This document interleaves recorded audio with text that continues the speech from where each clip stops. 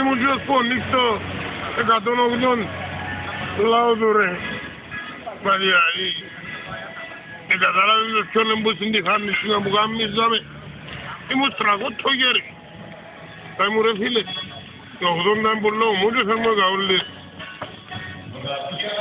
Καιρώνω λασκασμό.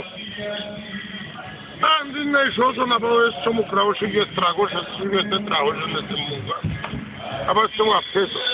Λάλο εδώ κα 100 λίρες τσάμε και κάτι ποτή και κάτι ποτά που έκανα κάτι πράξεις πόφτε. Αλλά φτάλω με τα ριέλια που κράω. Κατεβαίνουμε και μου μες στα ασάρκα πανί με πανί. Αυκαίρω τα ούλα. Ένα μήνε πλάσμαν του Θεού που είναι. Εδώ κάμας 10 λίρες να φτιάμε τσιάρα να φύγω. Που εσύ και 500 λίρες που κραούσαν. Δεν έκανούσαν να φάμε τα δικά μας, έφτιαμε και τον άνθρωπο δανεικά. Δεν είσαι καλά, Εμένα μου το πεις εσύ, αφού λαλούν μου το τούτο και θέλω πόντο γιατρό. να πάει, Πόντο γιατρό να πάει. Αφού πήγα στο γιατρό.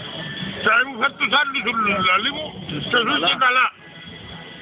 Έλα, μα ποιο γιατρό. Σου Μικελίδη ρε.